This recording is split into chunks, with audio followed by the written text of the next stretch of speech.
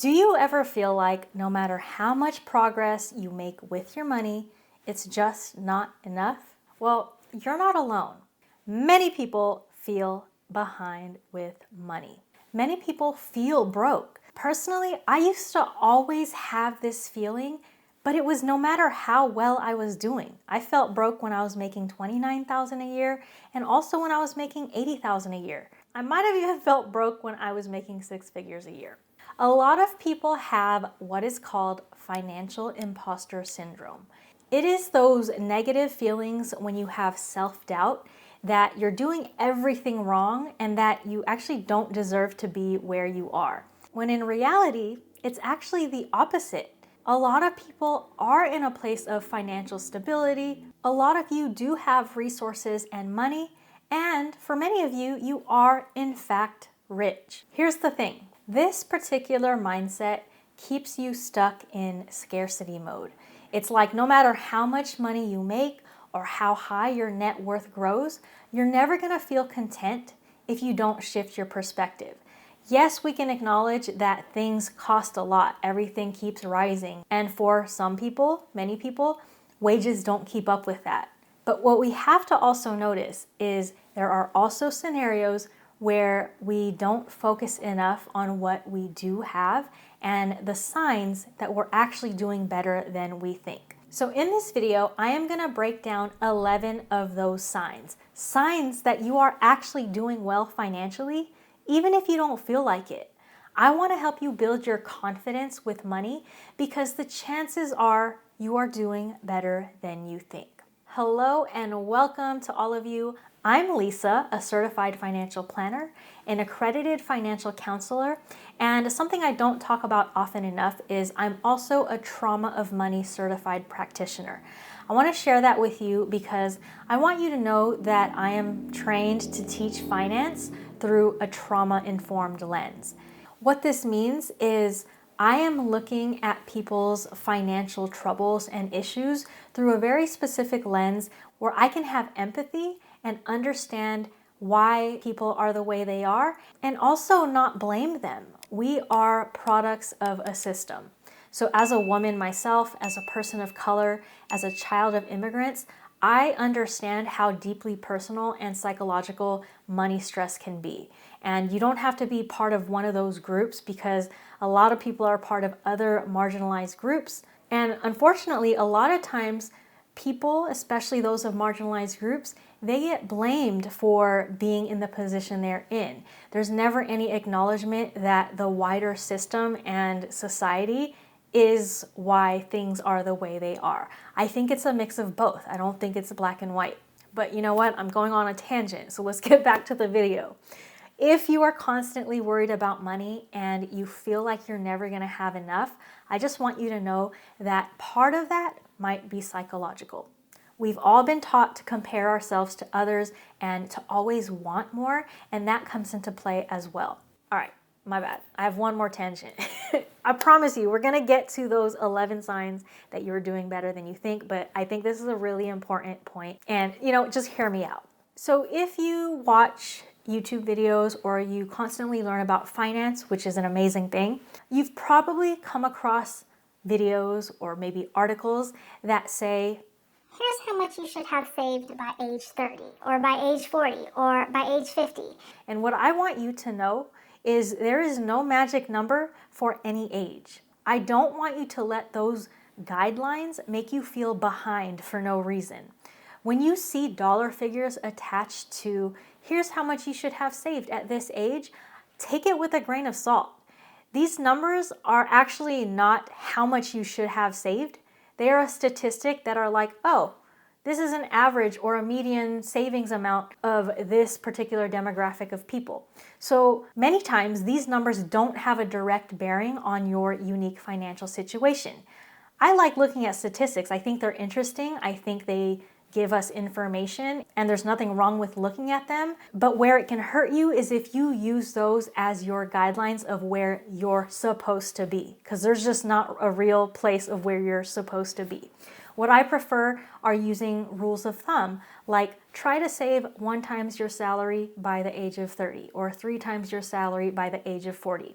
And even then, those are just rules of thumb or tools to help you get organized. They're not these measures that are like, if you don't have this much by this age, you're way behind. My point, use them as guides, don't use them to stress over. All right, enough blabbing, onto the list. The first sign you are doing better than you think financially is, number 1, you proactively learn about finance. You are doing this because you're watching my video right now. You've made it to the first item in the list, despite all of my blabbering. My hope is that you consume personal finance content from multiple places. I'm a good place to start, but I do think it helps to have a few sources. The reason is personal finance has so many different approaches and strategies and different takes. If you can learn from a few different sources that you like, you'll start to see trends of what a lot of us agree on and what things are very specific to someone's opinion. Now, here's why proactively learning about finance matters. Only 46% of Americans report being taught personal finance in high school. That means more than half of the people out there are entering adulthood without formal education on managing money. Now, our hope is that this increases over time now that they're trying to get more financial literacy in schools, but this is where we are at right now. One other quick point, according to Pew Research, among the US adults who are knowledgeable about personal finances, 49% of them say that they learned a great deal from their family and friends. So I think that's great.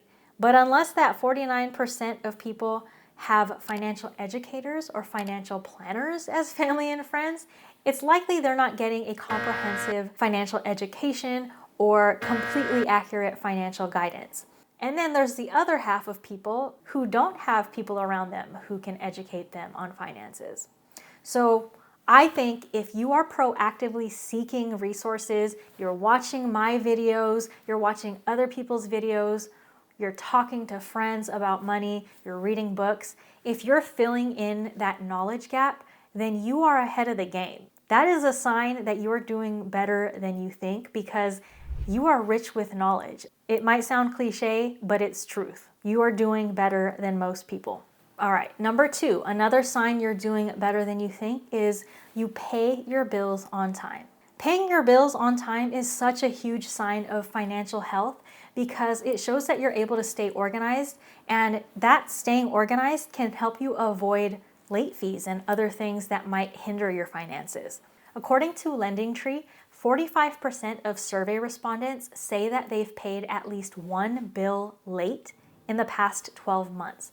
I think that's a lot of people missing a payment on a bill. Now, if this has happened to you, it's not the end of the world. Don't sweat it. It happens once in a while. But if you are constantly paying your bills on time, every single time, or 99% of the time, you should be proud of yourself. This means you're preventing any late fees. This means in some cases you're improving your credit score. This means you are being financially responsible. Avoiding paying fees is making sure you hold on to more of your money. All right, oh my God, I have so many side notes in this video, so I apologize to you all, but this is what's just going on in my brain. I just want you to know that when I share statistics like these in the video, they're there to help you paint a picture of the financial landscape. I try to do it less for having you compare yourself to others, unless that motivates you to do better. But I just want to give context that you are doing all of the right things. Remember, it's not you versus them and everyone else around you. It's really you versus you. All right, moving on to number 3. Another sign you're doing better than you think is you have an emergency fund of any size. Even if you have $500 in your emergency fund, that means you're prepared for some unexpected expenses, and that's not something everyone can say. According to Empower Research, 37% of Americans can't afford an emergency expense over $400.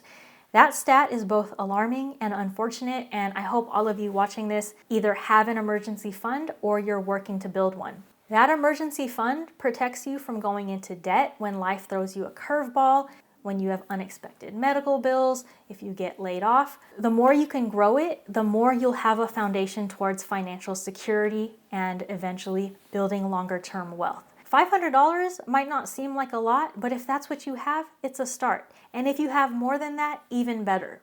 I personally didn't know what an emergency fund was until my 30s. It wasn't until my 30s that I read my first personal finance book. Now, it doesn't have to happen in your 30s. I think wherever you're at right now, the more financial education you get, you're probably going to be more exposed to terminology like emergency fund. So if you never knew about it before, that's fine. If you learn about it now and make it a priority, that means you are ahead of the game. Number 4, you track your income and expenses. Again, this might seem so basic, but you are definitely doing better than you think if you actually track your cash flow, what money comes in and what money goes out. When you know where your money is going, that gives you control over your finances. It helps you spot waste. It helps you spot things you don't even want to pay for. It helps you prioritize your goals. It helps you avoid that feeling every other week of, where did my paycheck go? When you track even the most basic categories, it means you're taking ownership of your money. And I say this all the time, but if you can't manage your money now, how do you expect to manage your money when you're a multimillionaire? Like, yes, you might have people helping you out, like financial advisors and things like that, but ultimately, you want to make sure you're not getting bamboozled when you all become super wealthy, right? So you got to be able to track your money now. If you're already doing this, you're ahead of the game. A survey showed that 53% of Americans said learning how to budget and track their expenses was the most valuable money lesson they had ever learned. So there is tons of value if this is something you already do. All right, number 5, another sign you are doing better than you think is you are able to spend on fun and do it guilt-free. A Lending Tree survey found that 71% of respondents said they felt guilty after spending money. So guilt, I'm not going to say we should avoid it altogether. Sometimes guilt is an indicator that you should think twice about doing something, right? That you should think twice about spending in certain circumstances.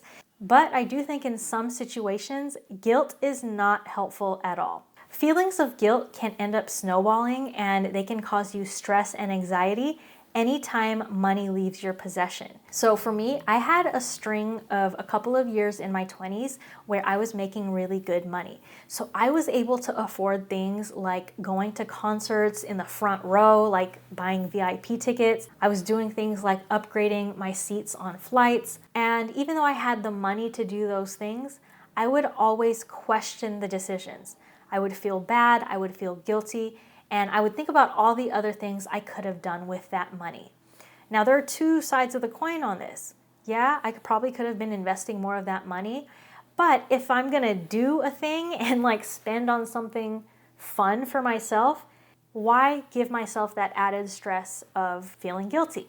So it's always a balance, but if you are able to spend your money for fun things for yourself and truly enjoy it and not feel guilty, then you are ahead of the game. 71% of people reporting feeling guilty is a high number. So we all need to learn how to build up our finances, build our wealth, but also understand that some of it is mindset based. We want to also be able to include fun in our budget and do it without feeling guilty. Number 6, you know how much you have in your possession and how much you owe. So slightly different from earlier when we were talking about cash flow, but this is your net worth. So if you know your net worth, aka your assets minus your liabilities, then you are doing better than you think. Credit Karma reported that 51% of Americans don't know how to calculate their net worth. I'm not gonna lie, I also did not really know what net worth was, or I definitely didn't track it until my 30s. I thought it was something only celebrities had, but even if you're in debt, you have a net worth. And simply knowing it gives you a clear picture of your financial health. Knowing your net worth gives you information where you're able to make better and more informed financial decisions. And if you don't know what net worth is, you will soon. I'm here to help with that.